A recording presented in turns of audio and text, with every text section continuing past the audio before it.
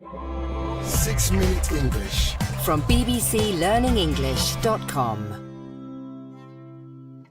Hello, this is 6-Minute English from BBC Learning English. I'm Neil. And I'm Georgina. In this programme, we're talking about something the whole world knows about, coronavirus. Sadly, COVID-19 has been responsible for more than 2 million deaths globally. What's believed to have started in the city of Wuhan in China went on to become a pandemic, a disease that affects many people around the world. Unsurprisingly, we've discussed this a lot on 6-Minute English, but over a year on since the first outbreak, it's good to take stock or look back over the situation and see what we have learned and find out how our knowledge has changed. Before we do that, Georgina, let's test your knowledge with a question. In 1918-1919, another major virus known as Spanish flu swept across the world. Do you know approximately how many people were infected by it? Was it A, 5 million, B, 50 million, or C, 500 million? Well, I know it was bad, so I'm going for the awful number of 500 million. Okay, I'll reveal the right answer later on. Now, back to the current coronavirus pandemic. It was only at the end of December 2019 when reports of a new flu-like infection first came out of China. Within weeks, millions of people were in lockdown as the virus took hold around the world. Took hold means it became stronger and was difficult to stop. We all had to change the way we lived to stop it spreading. But while we played our part by washing our hands, wearing masks and staying at home, some people were busy working for a solution to fight this deadly virus. You're talking about the scientists, Georgina. Their response was immediate, and it's something the BBC World Service programme Science in Action has been reflecting on. At the beginning of the outbreak, Jenny Roan, a virologist from University College London, spoke to the programme about her concerns if the virus turned out to be like flu. Here's what she said. Seasonal flu is a huge killer, and if you've probably seen the numbers, it makes the Wuhan virus look a bit wimpy. But that's simply because of the sheer number of people that flu infects every year. And if the Wuhan virus started spreading like that and going all over the world, you would see a lot of people dead. This is why people are worried. So we know flu is a virus that can spread easily and can affect many, many people. This is why, at the time, comparing it with the new coronavirus made COVID look wimpy. That's a word to describe something or someone that's feeble, not very strong.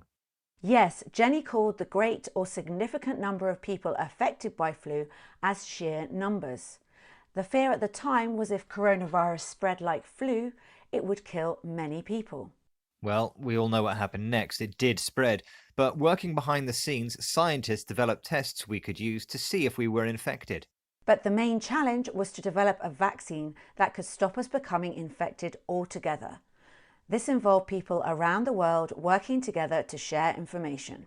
This work started straight away, and Dr. Peter Daszak, zoologist and president of EcoHealth Alliance, told the Science in Action programme that this initial response in China helped with the development of a vaccine. Despite what everyone says, they had a system to find unusual pneumonia cases. We now think that system kicked in. Maybe not on the first actual case of COVID, but certainly within a couple of months of the first case, it seems.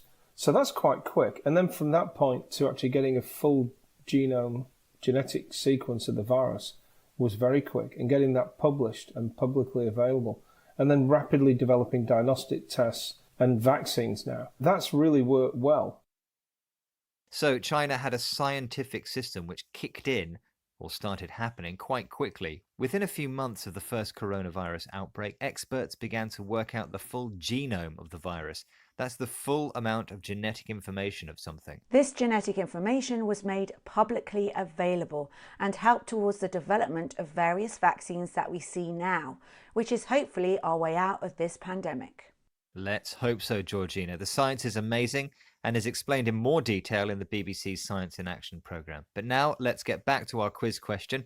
Earlier I asked you how many people were infected by Spanish flu back in 1918-1919. I guessed 500 million. Was I right? You were, Georgina. An incredible 500 million people around the world were infected by the Spanish flu virus, and over 50 million people died worldwide. Well, the death toll from coronavirus hasn't been that bad, but is still a significant number. Okay, well, we've just time to recap some of the vocabulary we've discussed today, starting with pandemic, a disease that affects many people around the world. When something took hold, it means it became stronger and was difficult to stop. The word wimpy describes something or someone that's feeble or not very strong. Something that is sheer is great or significant, so sheer numbers means a great amount of something. When something kicks in, it starts to happen. And a genome is the full amount of genetic information of something. Well, we're out of time, but there's lots more 6-Minute English programs to enjoy on our website at bbclearningenglish.com. And if you like topical discussions and want to learn how to use the vocabulary found in headlines, why not try out our News Review podcast? You'll find programs specifically about COVID-19 and lots of other interesting topics.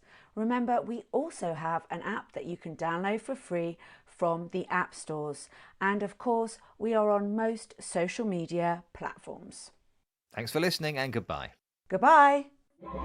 6 Minute English from BBC Learning English.